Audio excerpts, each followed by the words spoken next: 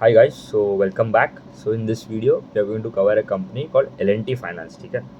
So L&T Finance is a NBFC player and specifically देखो तो ये usually tier 1, tier 2, tier 3 cities में ज़्यादा प्रेजेंट है. तो इनका दो सेगमेंट है, एक हो गया अर्बन वाला सेगमेंट एंड एक रूरल वाला सेगमेंट. ठीक है. तो अर्बन वाले में आपके देखो तो टीयर 1 सिटीज़ में आगे लेंडिंग करता है एंड रूरल वाला मतलब micro finance joint lending group जो अनसिक्योर्ड वाला सेगमेंट है वो है. अभी इनका पहले थोड़ा अगर पीछे भी जाए, इनका एक होलसेल वाला बुक था. होलसेल हो गया आपके बड़े बड़े इंफ्रास्ट्रक्चर लोन्स हो गए, आप कंस्ट्रक्शन फाइनेंस के कंपनीज को लेंडिंग करते हो जो, तो वो इंफ्रा वाला बुक जो था दैट वाज मेजॉरिटी, मतलब उनका मेजॉरिटी तो नहीं बट मतलब अच्छा चंक था, अराउंड 30-35% वहाँ से आता था.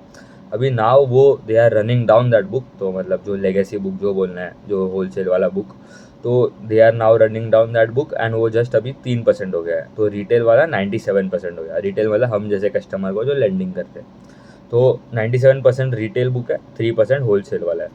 एयूएम का साइज है अराउंड 95,000 करोड़ के आसपास. एयूएम का ग्रोथ आया कितना, 19% वाई.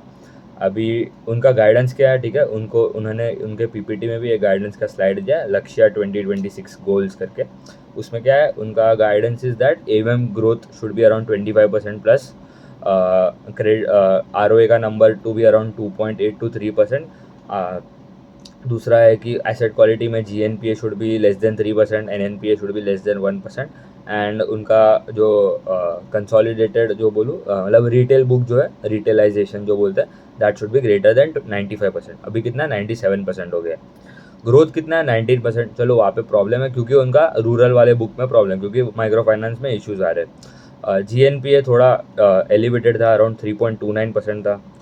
NNPA 0.97 था. तो GNPA मिस हुआ है उनका गाइडेंस से दिस क्वार्टर. एंड ROA भी मिस हुआ है क्योंकि प्रॉफिटेबिलिटी में प्रॉब्लम है, क्योंकि ग्रोथ नहीं आ रहा है उतना, क्योंकि क्रेडिट कॉस्ट बढ़ गया, प्रोविजंस बढ़ गए, क्योंकि क्वालिटी ऑफ द मतलब आप देखो लोन्स जो दिए उसमें से कस्टमर्स पे नहीं कर पा रहे टाइम पे. तो दैट इज़ अराउंड 2.2 हो गया ROA का नंबर. तो ROA मिस हुआ है, GNPA का नंबर मिस हुआ है. ग्रोथ चलो ठीक है, ग्रोथ में उतना अभी वी कैन मतलब टेल दैट कि सब में प्रॉब्लम है, ऐसा नहीं कि इनमें ही प्रॉब्लम है. डिसबर्समेंट डी ग्रू 1% क्योंकि अभी सब कलेक्शन पे ज़्यादा फोकस कर रहे हैं. एंड पैट का ग्रोथ अराउंड 15% के आसपास. बट अभी अगर इनका अभी थोड़ा अभी देखूँ तो पूरे माइक्रो फाइनेंस स्पेस में all the companies are telling कि भाई the bottoming out phase is almost over. अभी gradually they are now moving out to growth वाला फेज. ठीक है. तो अभी क्रेडिट क्वालिटी में आप देखो, एसेट क्वालिटी में they have already I guess they have bottom down. उससे मतलब दे ऑल द कंपनीज आप देखो in this industry NBFC space में, जो माइक्रो फाइनेंस वाले सेगमेंट में, दे आर टेलिंग कि भाई क्रेडिट एसेट क्वालिटी में तो अभी उतना अभी कुछ मेजर प्रॉब्लम नहीं आ रहा है, क्योंकि कलेक्शन एफिशिएंसी इंप्रूव हो रहा है ग्रेजुअली. बट अभी जो गार्ड रेल्स एंड सब बना दिए, क्यों कौन से गार्ड रेल्स आप बोलोगे, जो एमफिन करके जो guard rail self regulatory organisation है, जो रेगुलेट जो रूल्स एंड सब बनाता है फॉर द पूरा माइक्रो फाइनेंस वाले स्पेस में, उन्होंने पहले एक गार्ड रेल बनाया था कि भाई एक कस्टमर जो है वो बोरो कर सकता है, खाली 4 लेंडर से ही बोरो कर सकता है, उसके ऊपर वो नहीं जा सकता. तो वो एक लिमिट आ गया, 4 के ऊपर नहीं जा सकता. दूसरा रूल था कि भाई एक customer can only borrow around 2 lakh rupees के आसपास consolidated from cumulative of all the lender. जिससे भी उठाना है आप उठाओ, बट चार चार से ही उठा सकते हो एंड वो 2 लाख से कम होना चाहिए. टोटल बोल रहा हूँ सबका मिला के, मतलब अगर each of them give you 50,000, उसके ऊपर से आप नहीं जा सकते. बट अभी नए नए गार्ड रेल्स भी आए. ठीक है. जो जो है कि भाई from April onward they are already implemented कि दे आर जो जो जो कंपनीज को मतलब 4 जो लिमिट था, जो कॉरपोरेशन से जो कंपनीज से वो लोन उठा रहे थे, they have now reduce to 3. ठीक है. तो 2 लाख रुपीज़ ही है, बट अभी जो कहाँ से उठा रहे पैसे, जो 3 ही कर लिया.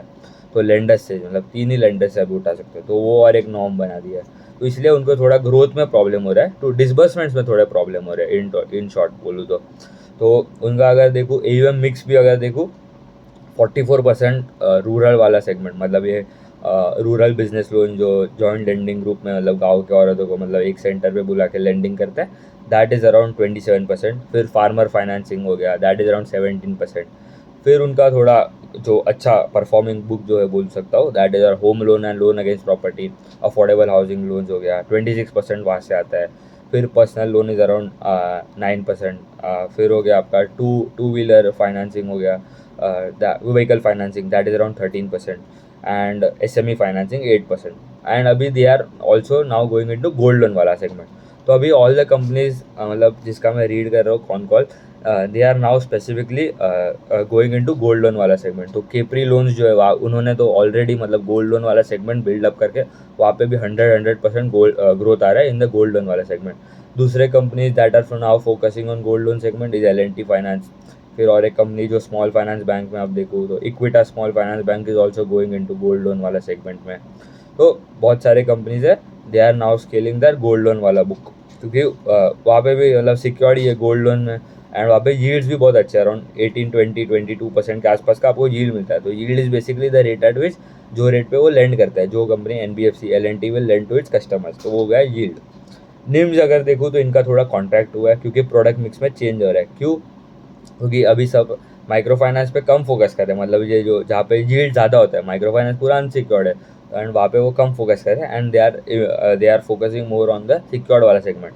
तो निम्स आपका कम होगा क्योंकि यील्ड आपका कम हो जाएगा, यील्ड जो रेट पे लैंड करता है 8.15 हो गया, लास्ट क्वार्टर 8.5 के आसपास था।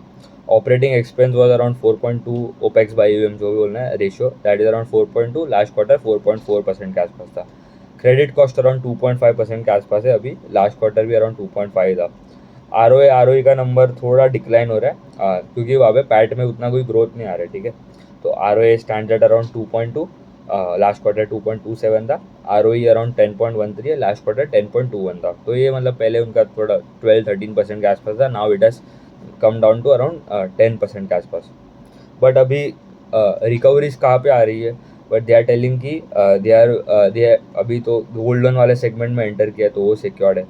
दूसरा बोल रहा है कि कलेक्शन एफिशिएंसी इम्प्रूव हो रहा है, ठीक है। तो मतलब अभी उनका मार्च में अगर देखो तो कलेक्शन एफिशिएंसी था अराउंड 99.38%, एंड फेब्रुआरी में था 99.02%। तो collection direction is also important. जनवरी में 99 के कम ही था, तो वो इम्प्रूव हो रहा है। फिर दूसरा अगर देखो तो अगर उनका एसेट क्वालिटी में अगर GNPA देखो तो that was around 3.29, last quarter 3.23 था। तो अभी मतलब ख़राब तो हो रहा है बट उतना कुछ मेजर अभी ख़राब नहीं हो रहा है। तो वहाँ पे मतलब थोड़ा स्टेबलाइजेशन फेज कंसोलिडेशन फेज जैसा बोल सकते हैं। एंड NNPA वो स्टेबल क्वार्टर एंड क्वार्टर, तो 0.97 था, लास्ट क्वार्टर भी 0.97 था।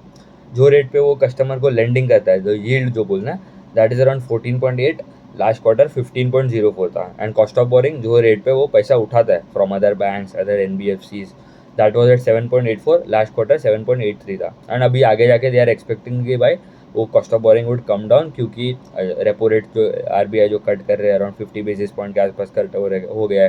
एंड अभी आगे जाके मतलब अभी जो मीटिंग होगा RBI का इन फ्यू डेज, तो वहाँ पे भी RBI repo rate would come down, तो इसलिए उनका कॉस्ट ऑफ बोरिंग नीचे आ जाएगा अभी। And they are also telling that they are going to launch micro LAP वाला सेगमेंट। माइक्रो लैब क्या होता है? यही होता है सिमिलर टू लैब। अब जो लोन अगेंस्ट प्रॉपर्टी जो होता है, माइक्रो लैब में थोड़ा एवरेज टिकट साइज वुड भी अराउंड 2-3-4 लाख के आसपास, 2-7 लाख के आसपास जाएगा रेंज, 3-7 लाख के आसपास। एंड वो सिक्योर्ड है, मतलब वहाँ पे यील्ड आप 18% के आसपास का यील्ड है। तो 18% का यील्ड सिक्योर्ड बुक, एंड मतलब ROE एक्रेटिव, तो क्योंकि यील्ड इतना ज़्यादा है, तो that is good. And they are उन्होंने बोला है कि for FY26 they are targeting a growth of around 20% to 20% plus का growth they are targeting. And disbursal का उन्होंने बोला है कि H2 से मतलब अच्छा खासा डिसबर्समेंट में भी ग्रोथ आ सकता है। एंड दे आर जो निम्स प्लस फीस वाला जो उनका जो एक मेट्रिक है, दैट इज़ अराउंड अभी 10.15% है, लास्ट क्वार्टर 10.3%। वो भी कम हो रहा है क्योंकि निम्स अल्टीमेटली कम हो रहा है, but they have now increase अब फीस में। आप देखो उनका प्रोसेसिंग फीस हो गया, जो भी चार्जेस जो लगाते हैं वो हो गया फीस वाला सेगमेंट। तो दे आर टारगेटिंग कि that would remain stable to around 10 to 10.5%। तो निम्स मतलब in spite of increasing the secured वाला सेगमेंट, तो माइक्रो फाइनेंस वाला जो कम हो रहा है वहाँ पे, क्योंकि माइक्रो फाइनेंस में अच्छा यील्ड मिलता है क्योंकि वो अनसिक्योर्ड है, बट इंस्पाइट जो अभी इंक्रीज हो रहा है, then too they are targeting कि भाई यील्ड उतना कुछ खास चेंज नहीं होगा, तो दैट इज़ गुड कि मार्जिन उतना इम्पैक्ट नहीं हो रहा है। And also they have told कि भाई जो रूरल ग्रुप लोन जो भी माइक्रो फाइनेंस वाला सेगमेंट है, they will resume the growth from Q1 of FY26 and pick up a pace in H2 of FY20, मतलब Q3 Q4 में ज़्यादा ग्रोथ आएगा। ये पूरे पूरे अगर सेगमेंट में देखो, ऑल द कंपनी जो स्मॉल फाइनेंस बैंक ले लो, दे आर एक्सपेक्टिंग कि भाई H1 के बाद ग्रोथ अच्छा खासा आ सकता है। अभी तक उतना एसेट क्वालिटी में तो मतलब इम्प्रूवमेंट आ रहा है, we can see from other जो भी मतलब क्वालिटी लेंडर्स है, वहाँ पे भी इम्प्रूवमेंट आने लगा है इन द एसेट क्वालिटी। तो for the micro finance book अगर देखो, स्मॉल फाइनेंस बैंक में भी थोड़ा खासा तो इम्प्रूवमेंट आ रहा है, स्टेबलाइजेशन हो रहा है, कंसोलिडेशन हो रहा है in case of asset quality. And उन्होंने बोला है कि रूरल बिजनेस वाला has bottom down and FY27 में दे आर टारगेटिंग कि it would be grow around 22-25% के आसपास का ग्रोथ आएगा AUM में। And they are now expanding into other states like Rajasthan, West Bengal and Uttar Pradesh। And credit cost जो उन्होंने अभी कितना अराउंड 2.5 के आसपास जो है, दे आर टारगेटिंग दैट वो कम होके वो मतलब पूरा गाइडेंस अगर देखो FY26 का, it would be around 2.3 to 2.5%। Still it is मतलब उतना कुछ खास इम्प्रूवमेंट नहीं है, बट उन्होंने बोला Q1 और Q2 में थोड़ा बढ़ेगा क्रेडिट कॉस्ट, क्योंकि अभी भी थोड़ा प्रॉब्लम तो है, ठीक है। ऐसा नहीं है कि मतलब सब प्रॉब्लम है, all problem has got over, still the issue still persist, but it is improving. But जो रेट से हम एक्सपेक्टेशन लगा रहे हैं, ठीक है, जो ग्रोथ का एक्सपेक्टेशन लगा रहे हैं, that is not still possible, क्योंकि उतना मतलब अभी सडनली थोड़ी 25-30% के आसपास का ग्रोथ आ जाएगा। अब देखो दूसरे अगर माइक्रो फाइनेंस प्लेयर्स आप देखो जो AUM में डी ग्रोथ आ गया, ठीक है, अरमान फाइनेंशियल का एग्जांपल ले लो, ठीक है, AUM का ग्रोथ डिक्लाइंड अराउंड 14 मतलब 10% के आसपास का तो AUM में डिक्लाइन आ गया था ग्रोथ में। तो सडनली ये थोड़ी जो पहले 40% 30% ग्रो कर रहा था, एक साल में उतना ग्रोथ नहीं आ सकता, ठीक है। तो ग्रेजुअली वो ग्रोथ आता है, 15% आएगा, 10-15 सबका कंपनीज आप देखो, क्रेडिट एक्सिस ग्रामीण हो गया, they are also targeting around 15% के आसपास का AUM ग्रोथ। फिर मतलब उतना एक्चुअल में मतलब उतना खास ग्रोथ नहीं है, बट डायरेक्शन देखना है, ठीक है। पहले खराब था ग्रोथ, मतलब डिग्रो हो गया था, ठीक है। अरमान हो गया, दूसरे सब all the company, fusion finance, पन्नास पूर्ति, ये सब का तो हालत बहुत ख़राब है।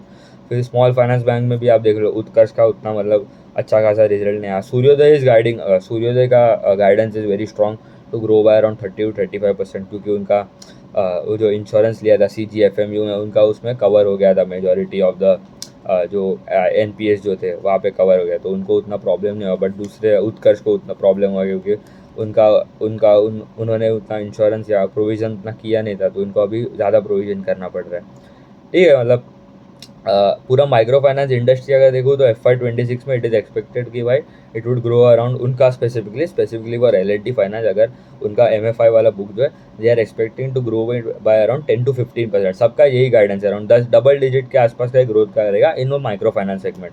थोड़े कम भी कर रहे हैं, ठीक है। तो Muthoot micro finance targeting around 5-10% के आसपास का growth from the micro finance space, क्योंकि उनका तो पूरा माइक्रो फाइनेंस ही है। एंड टू व्हीलर वाला जो सेगमेंट है इनका, दे आर एक्सपेक्टिंग 15-20% के आसपास का growth. And ROA they are expecting 2.4-2.5 in FY26, जो पर पहले उन्होंने क्या गाइडेंस दिया है, 2.8-3% होगा बाय 2026 एंड FY26 दोनों अलग हो जाए, ठीक है। तो still a quarter is added, तो बट उनका थोड़ा लॉन्ग टर्म अगर गाइडेंस है, 2.8-3% है ROA का नंबर। तो गुड कंपनी, कलेक्शन एफिशिएंसी अच्छा हो रहा है, थोड़ा x bucket collection efficiency, slippages कम हो रहा है, and asset quality also now consolidating, stabilising. And growth अभी company gradually are talking about disbursements and growth का बात करें, तो दैट इज़ अ साइन कि भाई इंप्रूवमेंट्स हो रहे हैं, ठीक है। उतना ही रखते हैं, थैंक यू।